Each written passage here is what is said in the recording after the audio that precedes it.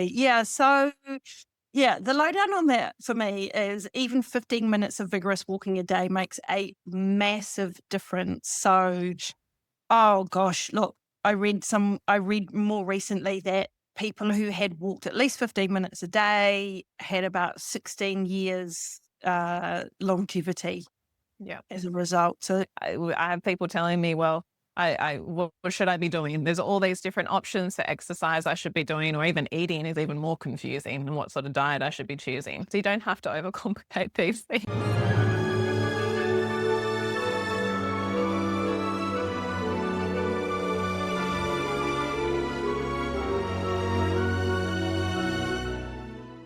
Welcome to the show, Dr. Amanda Wiggins. Thank you so much for coming on and speaking with me today about your extensive, incredible knowledge on brain health. so lovely to be here, Jodi. Thank you for having me. My pleasure. So let's dive straight into it, because I am like itching to get started and hear more about CGP. So talk to me about why you got interested in brain health, what you see coming and sort of like the most exciting things that brought you into the field, and some of the breakthroughs associated with this. We've got a big what I'm seeing in clinic as well, a huge component of brain health issues, dementia, memory, brain fog, et cetera, et cetera. It's increasing exponentially at the moment, I feel.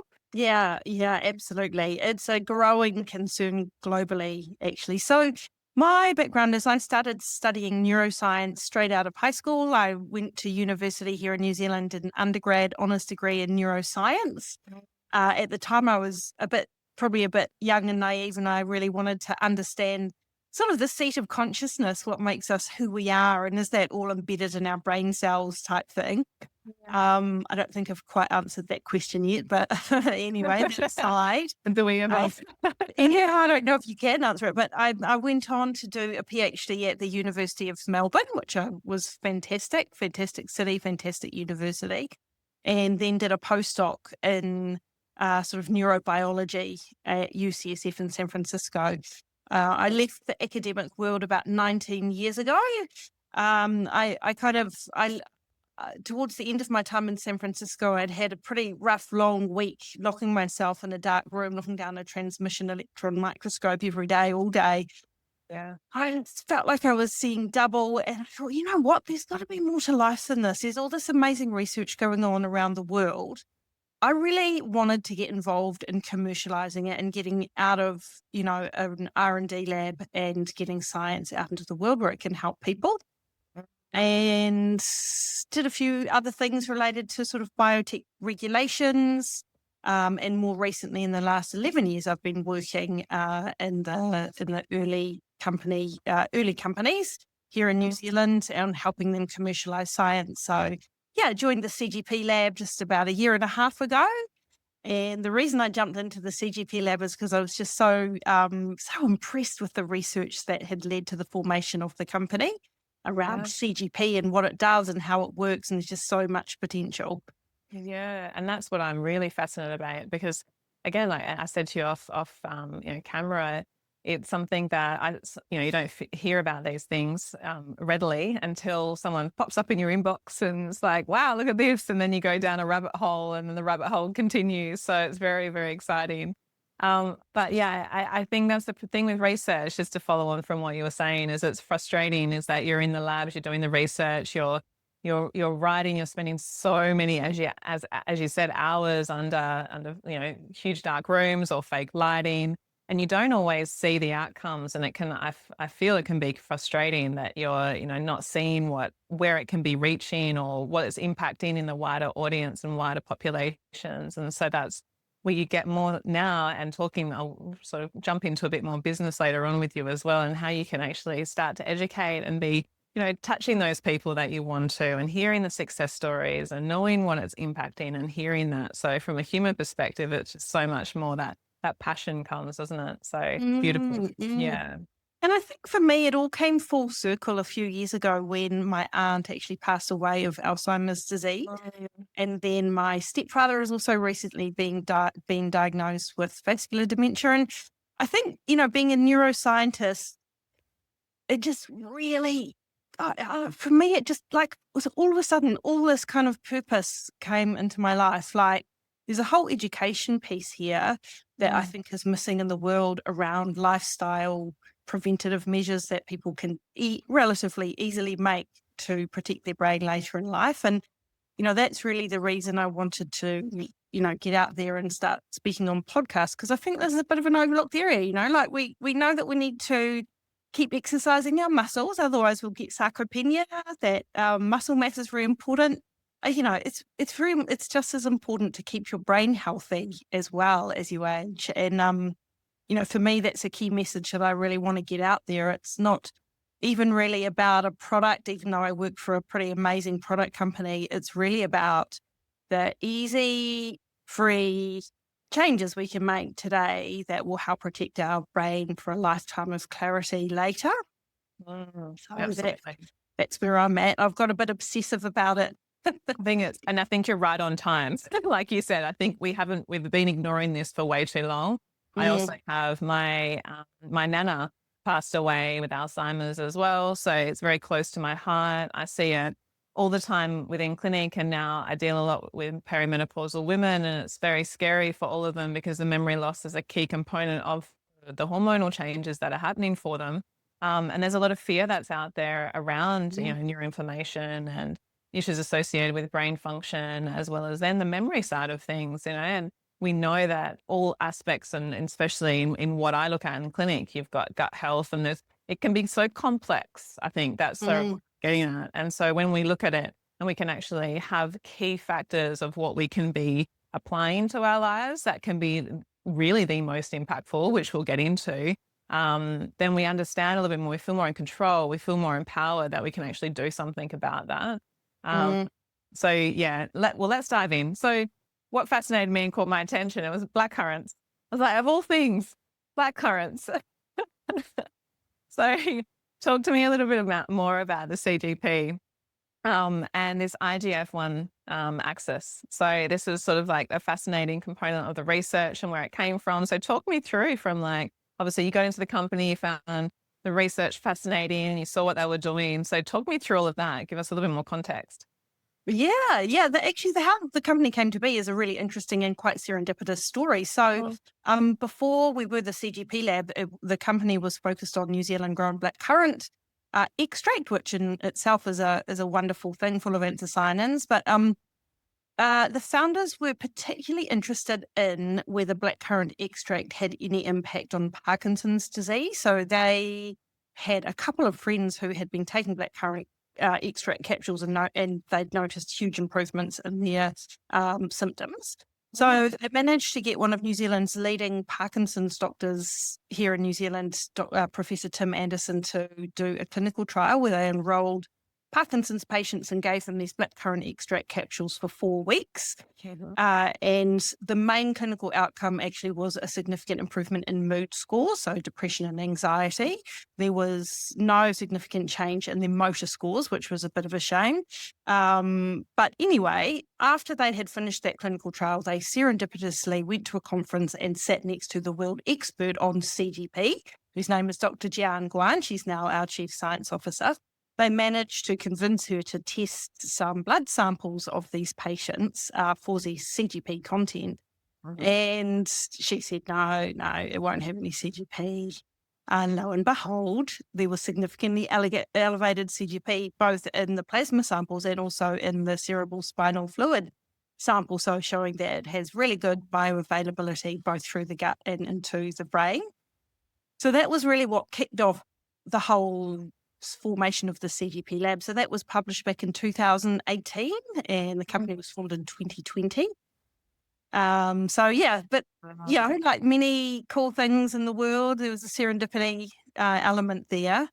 And so it turns out that Dr. Jian Guan, she's spent about 30 years of her life researching CGP, and she's considered the world's foremost expert on the kind of the endogenous regulation of IGF-1, insulin-like growth factor 1. It's really that large body of research that has informed the work that we're doing now. And I'm happy. Yeah. So Jian's So with the, I'm Yes. just sort of, for the listeners and the watchers, so we're talking about the cyclic glycine-proline. So maybe just a little bit more of an understanding, because I know it's a naturally occurring compound, which is found in the blackcurrants, but it also, so it's like a dipeptide composed of the amino acids of the glycine and the proline. So maybe a little bit more of a backstory on what that is before we jump into a little bit more detail. Oh, yeah, yeah, good Yeah. point. I'm so jumping so far I ahead. know, Sorry I'm about waiting that. straight in with just the code word. So Yeah, so CGP, as you said, Jodi, it stands for cyclic glycine-proline. So glycine and proline are amino acids that will be well known to many of your listeners, I'm sure. When you combine those two amino acids under prolonged heat and even better with pressure, they cyclize, and it's really that cyclized dipeptide that has high biological activity. yeah. So we've developed our own manufacturing process that combines blackcurrant together with beef bone collagen peptides, and it's combining those two together under extended heat and pressure process that actually cyclizes the glycine and proline to form CGP. Gotcha. Very interesting. So how would that, I guess for those who, don't understand, in terms of what the difference would be from the cyclic versus just glycine proline on their own? I am not sure that glycine proline exists as a linear dipeptide. I think that it always Yeah. falls into this cyclic structure. Cyclic. Okay. Yeah, so the class of compounds that it belongs to is actually, it's one of a number of compounds in that class, which is a word that's too long to say because I know I'll get it wrong. But that class of cyclic dipeptides has been quite extensively studied for its anti-cancer properties in vitro. Yeah. So that's just a side thing. We're not investigating that, but yeah, CGP is one of a larger class of sort of anti-cancer molecules, really. But we're not looking at it for that. We're looking at it for its brain health attributes, and it's particularly good at rebuilding and repairing. That's where CGP really, really comes into its own. Yeah. And it's fascinating how, so I was obviously doing a little bit of diving into with the IGF-1. And so that's actually, holding that the aspects and the focus of the IGF-1 in the brain, that protective component.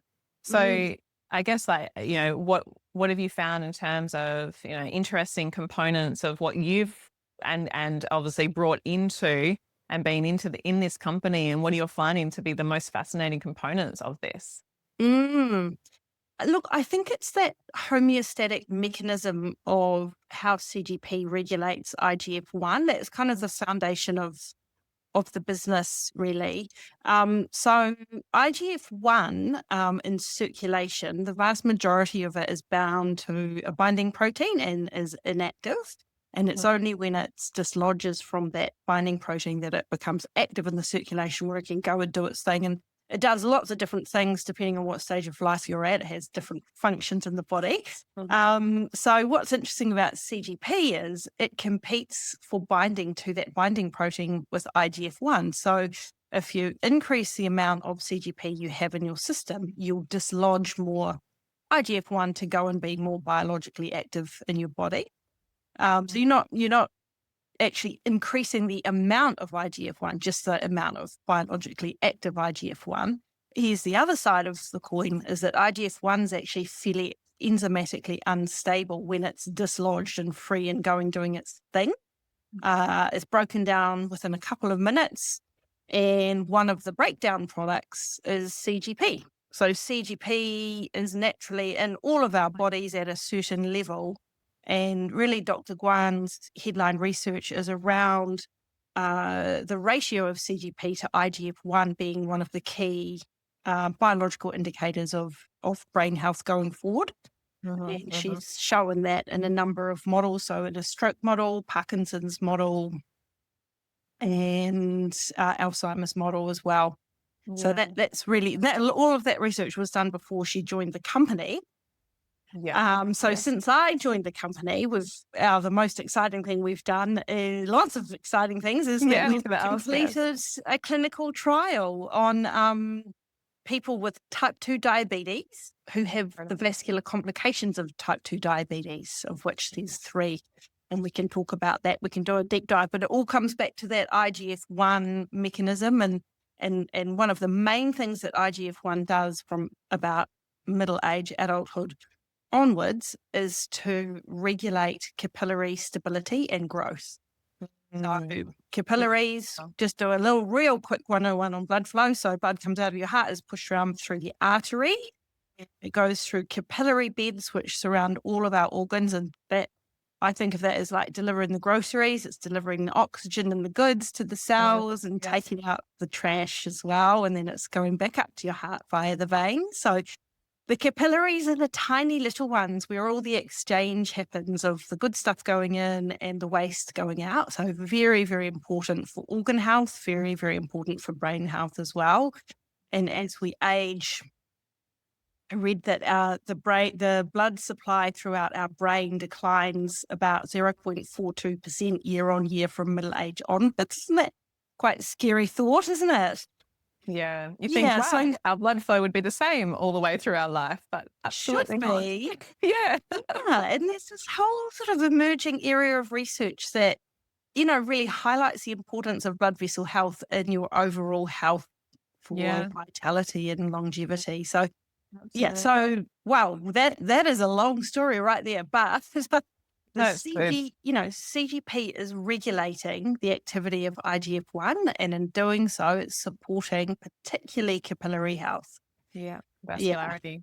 Yeah, we see a lot of that. And I think we align, when we think of vascularity, we think of the cardiovascular system and we think about heart health. And so a lot of focus has always been on that cardiovascular piece of heart health. And yes, of course that is, but the vascularity component, the capillaries, that's everywhere. And we're even talking about nitric oxide. We're talking about sexual health as well. We're talking about sleep. We're talking about oxygen delivery to all the different organs, neuropathy. We're talking about all these components that we don't, I think, align with all the time. And so it's vascular health. And of course, in diabetes, that it's a one major component that's decreased, or we notice it more so.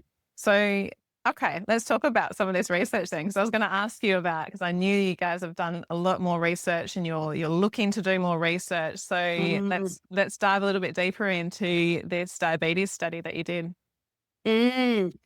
Yeah, so we enrolled people with type 2 diabetes who'd had diabetes for a minimum of 8 years, because the thing we really wanted to look at was peripheral neuropathy, which is a microvascular complication. So that's when the nerves, usually in the feet, but not always, it can occur elsewhere, but most commonly in the feet, the nerves start to essentially shrivel up. They start shrinking, and then they will start retreating from the feet.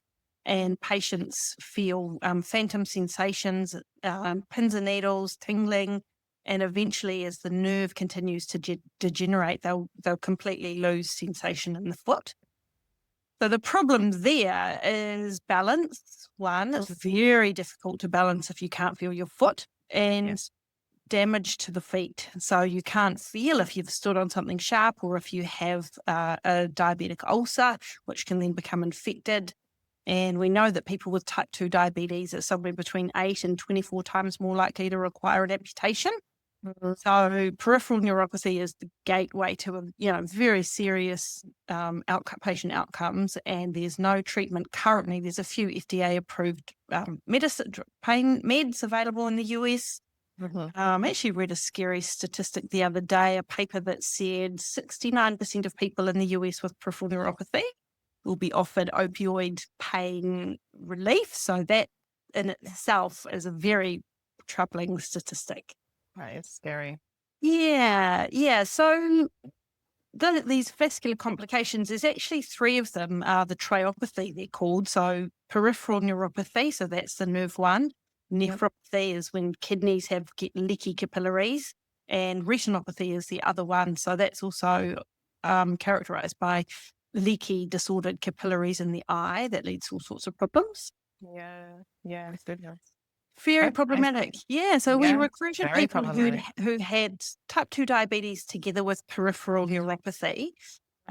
We gave them our CGP supplement for a total of 6 months, and we gave them 3 hospital visits, one at the start, one in the middle, and one at the end. And at that 3-month mark, we found that the patients had a significant improvement in their foot sensation, ability to feel when you probe their feet, basically, and that improvement actually got better in the second 3 months as well. And there were a bunch of secondary improvements as well, so improvements in kidney markers, and also an improvement in HbA1c, which was quite unexpected. So, really. For 6 months, that's an incredible change. Yeah. Wow. Yeah. So when we recruited patients whose peripheral neuropathy was in the medium range, not severe, and not too mild, because we wanted to see a reasonable response. Yeah. And we're absolutely thrilled with it. That's under peer review at the moment, pending publication. So fingers crossed any day. Yeah. And the cool thing about that is there is actually no treatment available for peripheral neuropathy, whereas there's stuff you can do for retinopathy. So that's when you get a similar thing in the eye. So if you have retinopathy, you can go and get injections of something called it's an antibody to vascular endothelial factor. So it reduces the amount of overactivity that's happening in the capillary growth. And the other thing we found is that CGP treatment reduced VEGF-A, vascular endothelial growth factor A amount. So again, it speaks to that homeostatic mechanism of regulating the activity of IGF-1, not necessarily boosting it or inhibiting it, but regulating it. And so what happens in type 2 diabetes is often you get a big increase in VEGF, which spurs on this really like disordered growth of capillaries, and they grow so fast that the endothelial lining doesn't form properly and they become quite leaky. Weak. Yeah. So it proved out, in that patient cohort, our hypothesis around that regulating the blood vessel growth. So that was, it was really a very stunning result, really. Really interesting. I've started doing a bit of a deep dive into blood vessel structure. You know what it's like. You go down a wormhole and you just start reading and reading. So the IGF-1 receptors are located on this particular part of blood vessels called pericytes. Yeah. Yeah, and pericytes are part of the cellular makeup of the blood vessel. They're like a master builder. They tell the bits where to go. They tell the endothelial lining cells where to go and to form tight junctions. And they basically work like a scaffold in there. And they help the blood vessel also remain elastic. They help with blood flow and elasticity. But yeah, their main thing, I sort of think of them now after all this reading I've been doing as a sort of a master builder. They tell everyone where to go. They make sure the build happens properly and is not leaky. We don't want any leaky vessels. Yeah. No, we don't. We absolutely don't. And I think it's for, normal for injuries, when we're talking about disease states here, and obviously you're deep diving for these purposes, and we're making the biggest marks on disease states like dementia and diabetes and, as you were saying, Parkinson's in some of these fields, but it's all about that vascularity, because that's, you say, the nutrients and the oxygen have to get to these places to actually be doing the healing, and then to actually give the messages to the master, or to give the equipment to the master builders. So we can look at this also for general health. Like there's a aspect of like injury prevention, support, even when we get, brain injuries or, in sports, anyone who's getting concussions in that way as well. So you can actually be looking at all of these supports for that vascularity in many, many applications. So it's fascinating to see the results in the research for the actual conditions that don't have the support already, because you're actually giving some ability for someone to do something about it earlier on, and actually have better outcomes. So it's incredible, absolutely incredible. So there might be more that you want to say about that, but I do want to dive into a little bit more of your information around dementia. I know we started there and it's close to your heart. And obviously there is a big component of that. And I know you talk about a lot of brain health and what we can actually do. And I wanted to go through that. Obviously we have a beautiful product that you mentioned and your company is doing. But you also talk a lot about how we can, with lifestyle changes, support dementia risk and dementia itself by about 45%. So I wanted to dive into this Mm, a little bit more. And what does mm, that look like? What are we talking about? We all have our ideas of what it takes to look after a healthy brain and to keep memory and vascularity and everything healthy, including sort of sleep and lymphatic. We've got all of that there. But let's talk and dive into this now. yeah, thank you. So So much we can do that much. doesn't really involve buying a product, right? That I'm Yeah. really a big advocate of that. Yeah. Um, I think for me, probably the go-to publication on this is the Lancet Commission's report they put out last year, 2024, on dementia Yeah. prevention, care, and treatment. So, the Lancet Commission is a big, very, very heavy-hitting group of the world's best minds on dementia, essentially a combination of researchers, carers, and Mhm. medical doctors. Mhm. So every 4 years, they go out and they review all of the new literature that's been published on dementia, and they bring it together in one sort of, I guess you'd call it like a mega meta-analysis. And so that means that only the strongest data pulls through. So it doesn't necessarily capture everything. It captures the strongest areas of evidence. So in their 2024 report, they identified 14 modifiable risk factors, which, as you said, Jodi, all add up to a risk profile of about 45% of a person's risk of developing dementia. Now, I don't know about you, but to me, that's huge. A huge percentage, especially when it's lifestyle factors. It's how we're living day to day. Yeah, that's Yeah. right. It's so Yeah. fascinating. And what one of the newly identified risk factors was education early in life, which contributed. So lack of education early in life contributed about a 5% risk of developing dementia later in life. Wow. Isn't that interesting? Surprising. That's Yeah. surprising because I've never heard it put in that way, associating with dementia. Huh. Yeah. Well, to me, that just speaks to the use it or lose it ethos with the brain. Exactly. Brain Growth is just billions of cells connecting. And if you don't use those connections, they will atrophy and die, just like a muscle. and to be pushed and challenged in those directions. Yeah. Yeah. Yeah. And I actually saw a story recently that said that younger generation, so my generation and younger, Mm. are less likely to develop dementia than, say, our parents or our grandparents were. And Mm. they don't exactly know the reason, but they think one of the leading reasons is women's increased access to education. I was thinking that, yeah, because we were originally just at home and not pushing our brains Yes. in different directions, maybe sewing, maybe doing some gardening and things like that. But we weren't actively learning constantly and reading and doing courses and all sorts like we do now. Yeah. Yeah. Yeah. So it's interesting, isn't it? Incredible. That's population health playing out at a really macro level. I love it. Yeah. Yeah. Yeah, no, it is. So what other factors have you seen? And I know for what I look at in terms of prevention and brain health, exercise is a huge component because we're also talking about the vascularity and the movement. We're making sure everything is staying strong. We're looking after our capillaries and our vessels.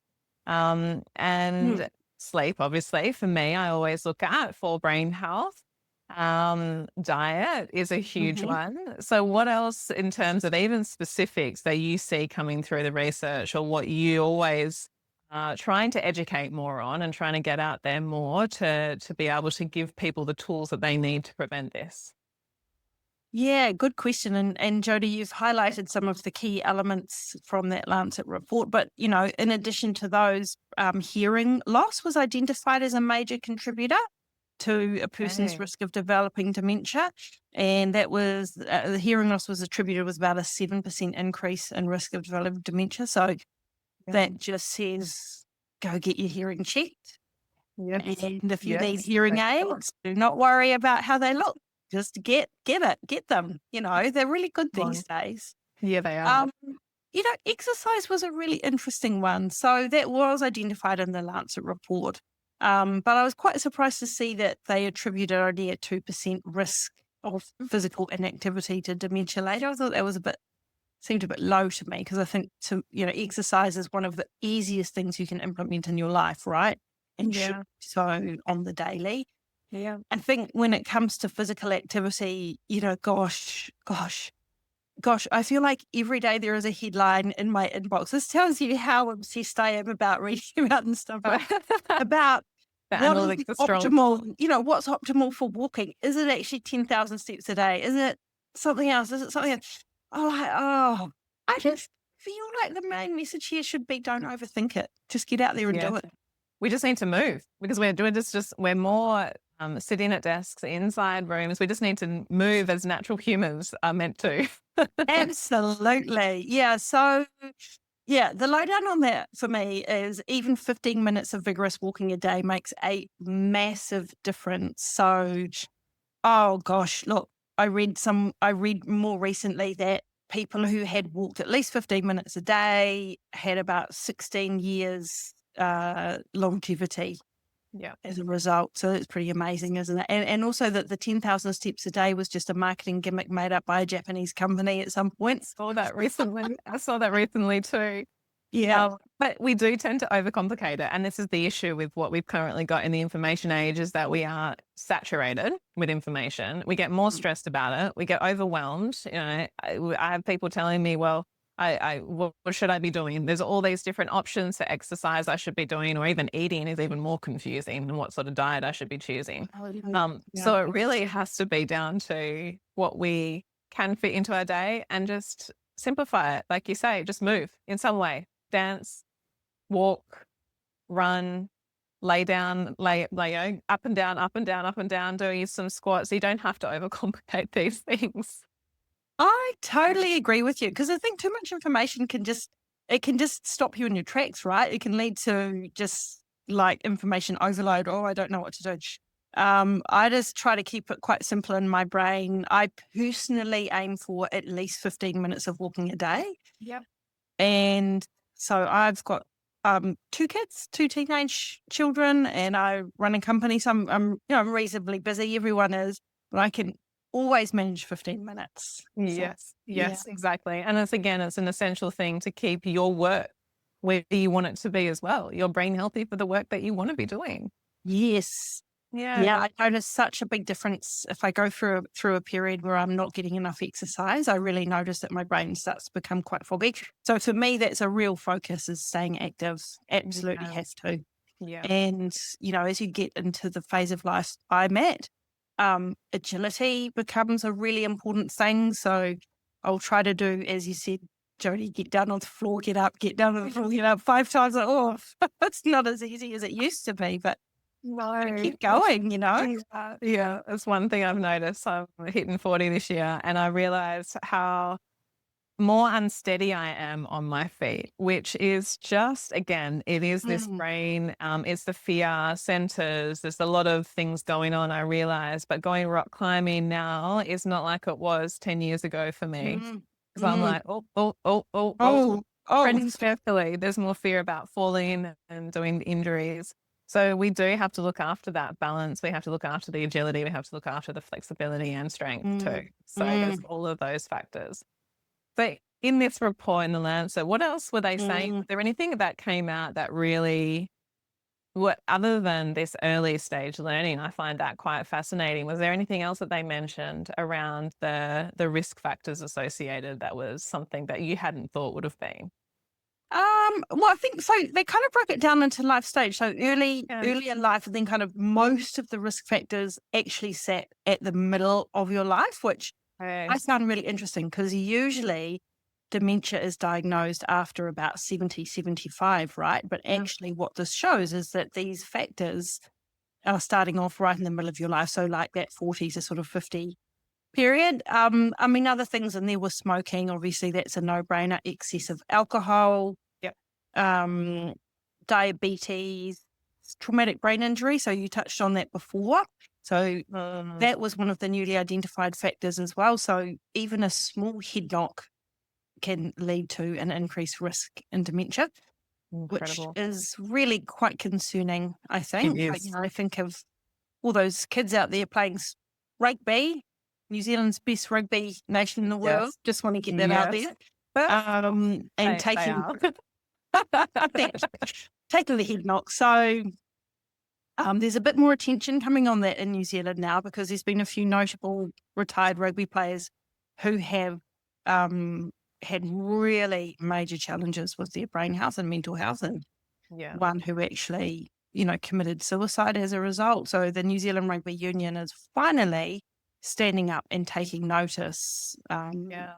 And they've implemented some mouth guards that can detect how much force went on a person's head as a Incredible. sort of proxy measure to what might be going on in the brain. So that's something. It's a start, at least. Yeah. It's a Yeah, but huge the report unknown then, risk factor. the report then went on to talk about later in life as well. So that kind of over 60 set, and the surprising one in there was social isolation. Mm. Yep. Yeah, yeah. We're seeing it to be a massive, huge increase in mortality, aren't we? Or Mm, mm. mortality rate. It's just something that we are seeing loneliness to be the biggest causer of ill health, but also death.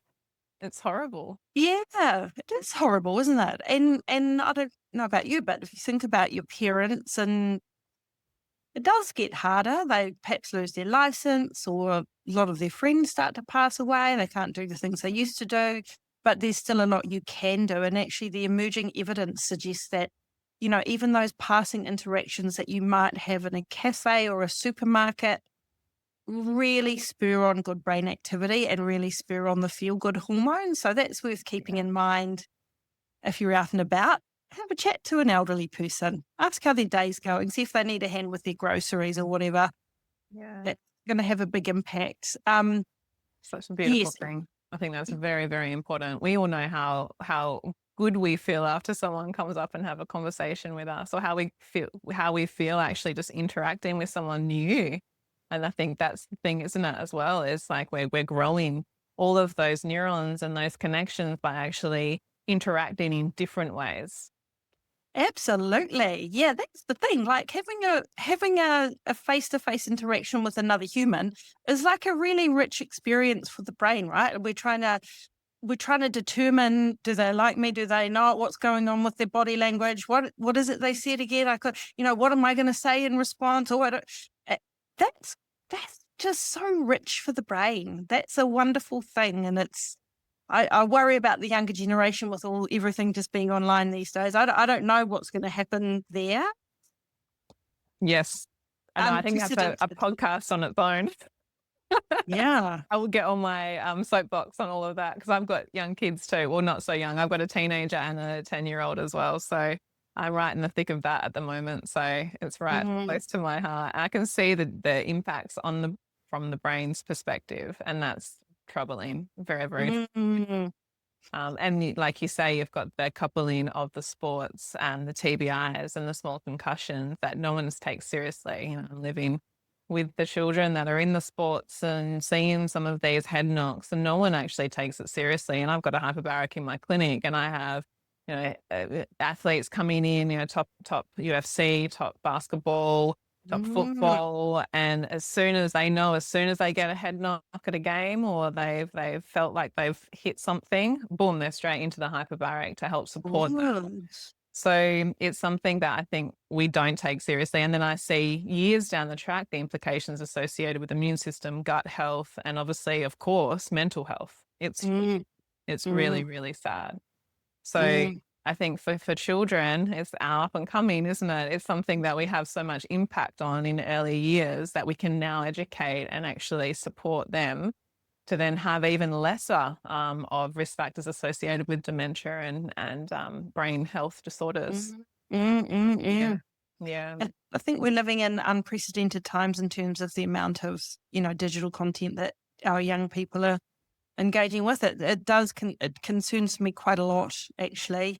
Mm, Mine are a bit past the Fortnite age, thank goodness. But I do remember when they were into Fortnite, and sometimes it sounded like they were on the battlefield. The amount of stress that they got into, the cortisol yeah. takes a couple of days to get out of your body. It's very unhealthy to have prolonged cortisol, and some of those games are so addictive too. They're deliberately designed to be addictive for young people. Yeah, So, they do. They yeah, we're absolutely getting a wee bit sidetracked because I'm no expert on that, but I am a mum, so I know. worry about it.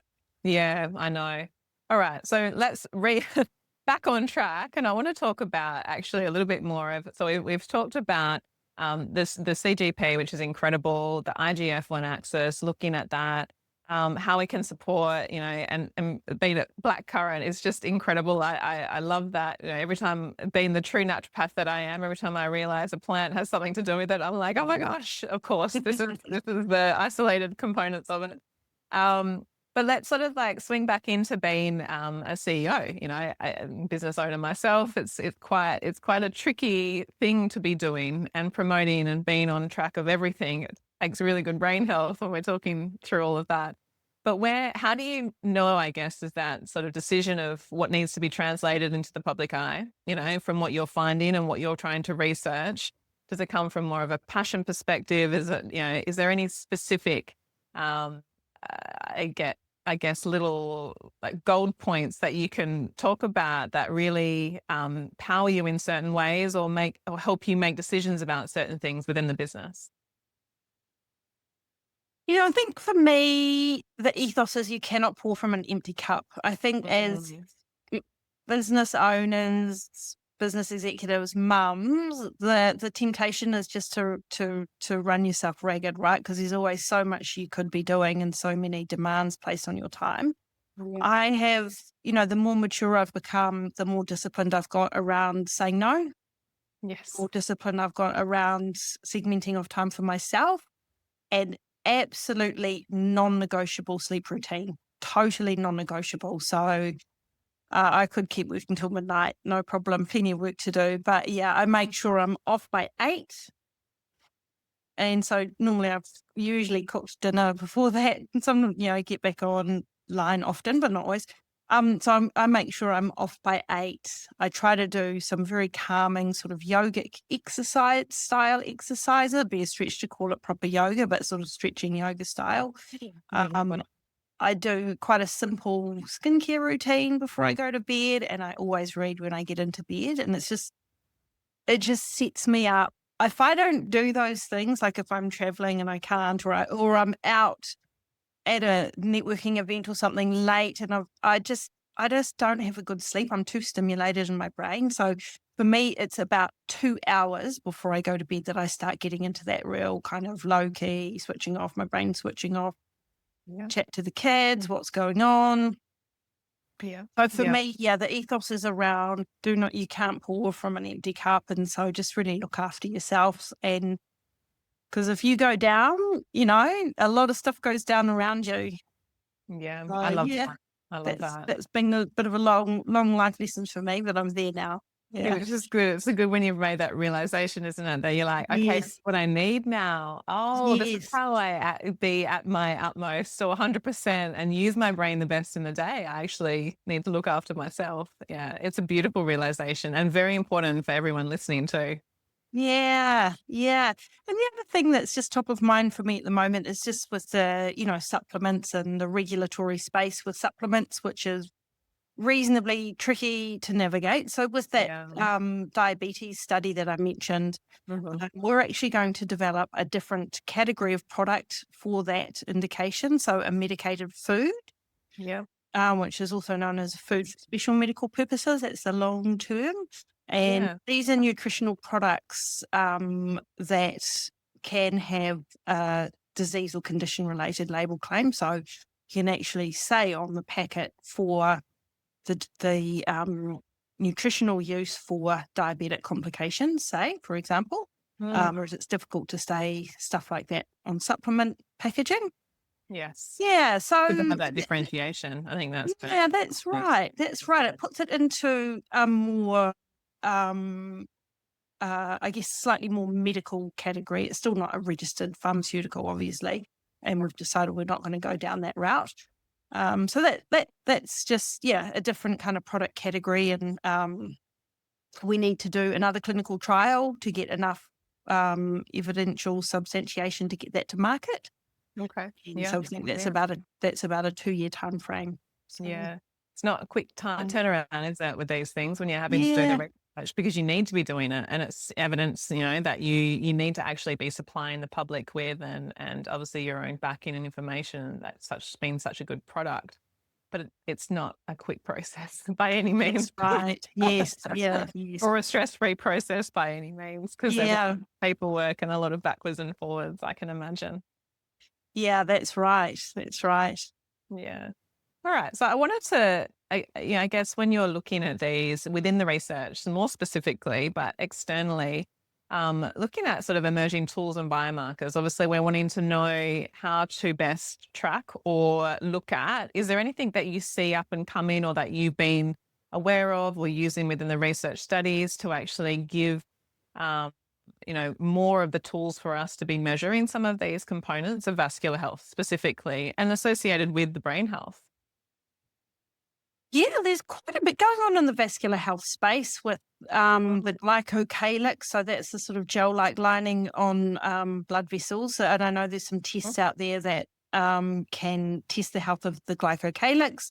There's a lot going on in the nitric oxide space as well. So nitric oxide's, essential for relaxing the smooth muscles that surround vessels. Those things aside, my personal favorite biomarker for brain health is homocysteine levels. Yes, totally agree. Oh, yeah, awesome. Yes. There is a huge part of not getting, well, doctors are refusing to test homocysteine in some cases, so it's frustrating. That's a really interesting one. Same here in New Zealand. Last time I got my the first time I got my homocysteine levels tested, my doctor was like, "What? Why do you want to do that?" Because it's just not part of the standard panel of health checkups. But so homocysteine is a toxic amino acid, and high levels of homocysteine are very consistently related to poor cardiovascular and brain health outcomes. Which is, I don't really know why that's not recognised in mainstream health, but the evidence is incredibly clear. And the good news is it's relatively easy to lower your homocysteine levels by having a diet that's rich in B vitamins. Yes, absolutely. And I use it, and you see it concurrently with low B12, low folate. And it's obviously it's all part of that sort of methylation cycle. But when you also have such huge implications with neuropathy and B12, which I find. So it's measuring that risk factor, but you can actually have that biomarker in the blood that you can be using to measure it against. So it's so powerful. Again, I don't understand why either. I sort of just mention all the research, and actually I think it's just not been up with some of the newer information that they're not being taught. It's just not keeping up with it. Yeah.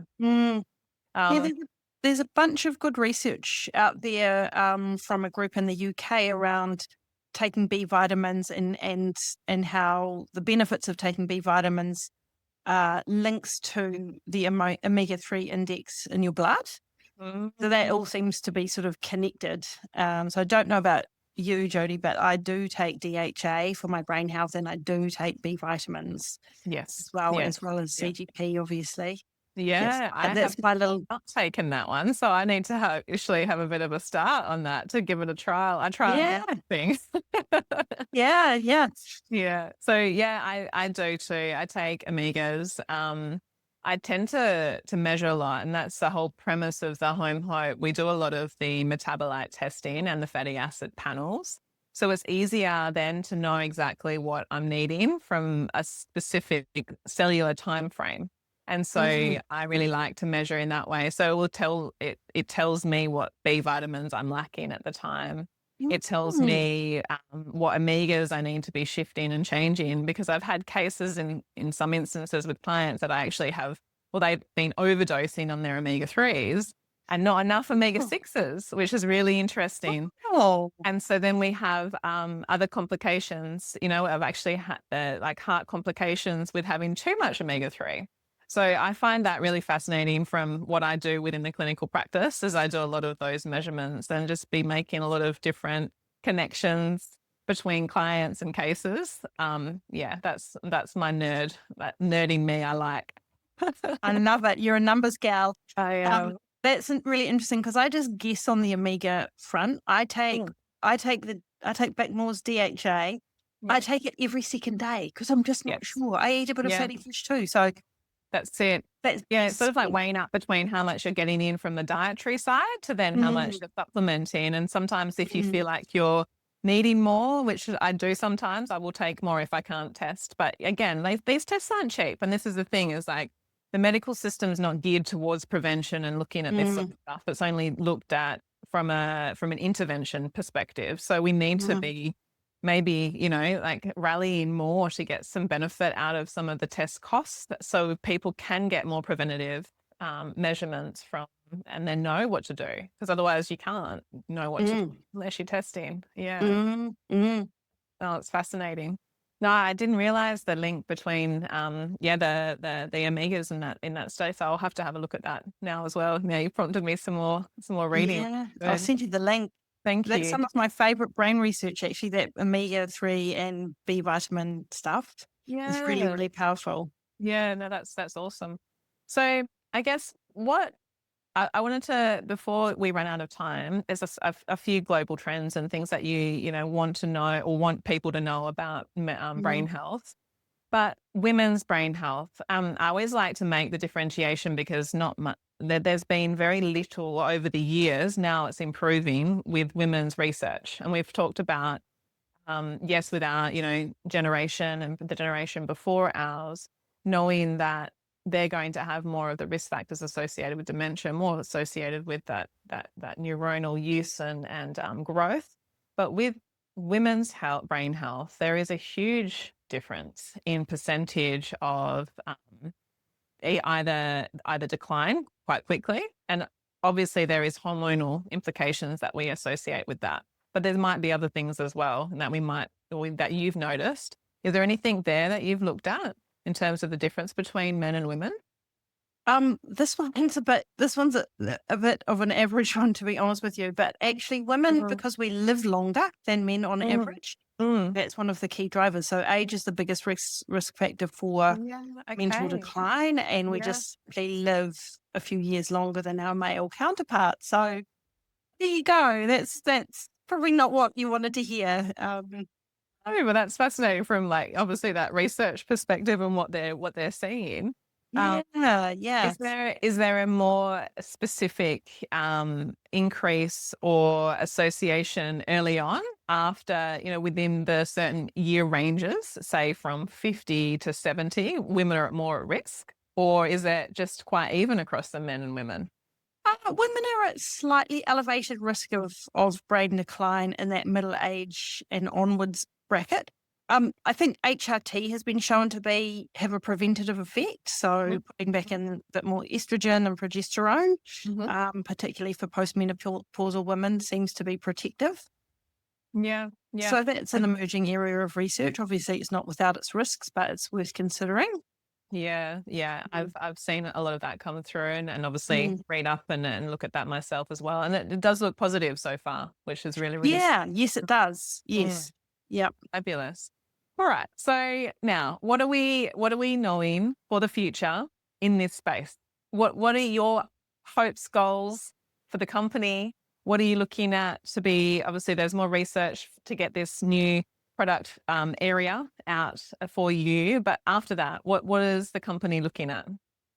Yeah, look, the company, I hope I can come back on the show in about 2 years' time and say, here's our amazing medicated food product for diabetic complication. Yes. So we need to get through that phase 2B clinical trial. Yeah. We also want to raise enough capital that we can start to look at brain health and aging in terms of doing a clinical trial there. It takes anywhere between sort of 2 to 5 years to get a result when you're measuring brain health, right? Because it's a slow process. So, my hope is that we can do the research to show that taking CGP essentially is extremely beneficial for brain health in middle age and beyond. I actually feel quite optimistic around the kind of the dementia and Alzheimer's prevention space. I think every week I see something new and exciting pop up, like whether it's earlier and easier diagnosis, something really interesting, new and different in the treatment space, or just simply lifestyle factors that you can make earlier in life that will reduce your risk. I feel like there's a real growing almost like a sea change in what's happening in people's recognition around the risk. So I feel optimistic around that. I hope that by the time I get to the real risk age, there's a lot of treatments, a lot of options and testing, and I feel good about where it's all going. Yeah, it's a very positive way to be thinking Yeah. about it all, which is great. And I don't think we quite got to the point of like specific recommendations. So I just wanted to quickly chat about that. Obviously, we've got the lifestyle factors that we discussed. So there's, Yes. the exercise. We didn't really dive into too much on the food point of view because there is so much saturation around that. But if there's anything else you wanted to mention towards that, I'd love you to. But also with the CGP, in terms of dosages, the actual product itself, like what are you seeing in terms of how to take it, when to take it, how long to take it? So we haven't actually dived into any of that yet. Yeah. Well, there's a bit to unpick there. So just on the Yeah. nutrition side, yeah, look, the nutrition space has become incredibly complex and Yeah. difficult. I think when it comes to brain health, the main research I've seen is around what's called the MIND diet, which is a modification of the Mediterranean diet meets the DASH diet. So they're all very similar, almost quite difficult to tell them apart, actually. But what's interesting about the MIND diet is, so that was tested in, I think it was about 1,000 people over a 9-year period. And in that 9-year period, those who adhered at the greatest to the MIND diet had on average 7.5 years less brain aging compared to those who ate less of those foods. So the MIND diet is essentially very similar to the Mediterranean diet, sort of leafy greens. There's a focus on berries for the antioxidants, nuts and olive oil, whole grains, legumes, fish, and poultry. So very similar. There's absolutely no red meat in there. But what I like about the MIND diet is it's quite specific around how many servings is a minimum per day or per week. Yeah. And so that's quite nice and clear, and stuff that's relatively easy to do, like just replacing all your cooking oil with olive oil, good quality olive oil. Yeah. Good. Okay. It probably it's probably quite similar to other just general healthy eating practices. Yeah. But like you say, it's good when it's simplified. I think that's a very easy thing to follow. So it's not, again, too saturated and then too scary and then not done. Yeah, that's right. So that's called the MIND diet. So if anyone Googles that, you can, there's lots published on it. It's easy to find. And I think your other question, Jodi, was just around CGP and dosages and how to take it. So we sell it under our CGP Max brand, and that's for sale on our e-commerce website. We've also got a practitioner-only version, and we've got a standardized CGP dose, which is 40 micrograms per capsule, and we have people usually taking 1, but for higher needs cases, 2 capsules a day. And in our diabetes study, that dose was validated. So we had 2 doses, 20 and 40 micrograms. It was the 40 that gave the best response. In the Parkinson's study, that was an earlier version of what we make now. That was only 8 micrograms per day of CGP. Yeah, so 1 to 2 capsules a day with or without food, doesn't matter. It's quite a small molecule that is easily absorbed, so it doesn't make any difference whether you've got food in your stomach. And the time of day, it also doesn't matter. So and we would have many customers who are on it for 6 months to a year, and many who they come off and they want to go back on it. Yeah. So I take it, I feel clarity. That's the main thing I feel. I think I feel energized. So I just think of blood flow is more efficient blood flow throughout your system, and I feel that, and that's the feedback we get from our customers too, that they feel better. Yeah, in general. It's hard, isn't it? Without all the, like we said, the testings and the analyses, it's really hard for individuals to actually explain how they feel, especially when there's multiple things that they're doing at the same time. I always find it's tricky, but again, when you're experimenting on yourself, you definitely know if that's the one thing that you've changed, that these are the differences that you're noticing. And so with the dosages, do you find it, again, not more is better all the time, but in purposes of conversation for, say, someone who is more advanced dementia versus preventing dementia, what do you say in terms of dosages for this? Is there a difference? Yeah. So generally, we would, for preventative health and general health maintenance, we would say 1 capsule a day, so 40 Yep. micrograms of CGP.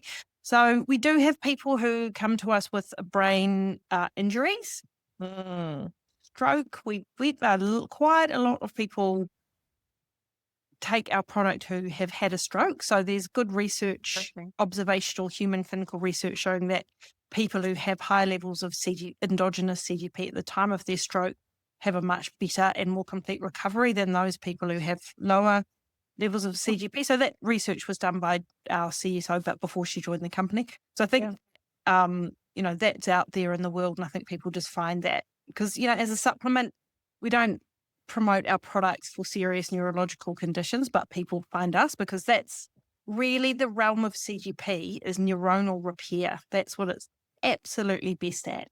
Yes, Um, yes. Wow, my brain is just combining hyperbaric with this, and it's just because I already see the benefits from just some of these other technologies, but the combination, wow, what yeah, could we do? yeah. So for people who are in that kind of acute phase, whether it's something like a stroke or any kind of sort of really challenging brain situation, we would go 2 capsules a day for 3 to 6 months hmm and then Okay. taper it back to 1 for a Okay. maintenance dose. Yeah. Wonderful. All right. Wow. There is a lot to think about there. That is incredible. So, anything more you want to add in terms of what you want to make sure that people know about brain health? That like parting words as such, or statements, or information that. And I think you said it really well in that your positive outlook for the space in terms of dementia. But even if it's around the CGP and where that's going, anything else you want people to remember, I guess, like Oh, a summarized, summary. yeah, what we've spoken about or the key points to take away. Look, for me, the key points are just keep it simple. Just keep it simple. Do not overthink it. Think about your lifestyle and the easy free changes you can make to provide benefit to your brain, which will of course also provide benefit to your mental health and your physical health as well. So keep it simple. Yeah, I love your outlook, Amanda. I love the way that you explain information. And I love your passion for the industry and where you're driving this company. I think, as you said, it's power in the products that you can actually reach people and the word spreads. And it's that power of talk and sharing that really gives that not only better health benefit, because now we're in communities and talking, but also spreading the information that actually is working and people talk about that, right? So Mm, mm. I really love what you're doing. And I would love to have you back on to talk about where you are going or where you have extra discoveries and new products or new product lines that you're talking about. So thank you so much for your Fantastic. time today. So where should people go to find you and the company? Yeah, so I'm on LinkedIn, Amanda Wiggins, and our product is on www.cgpmax.com. Brilliant. Easy to find.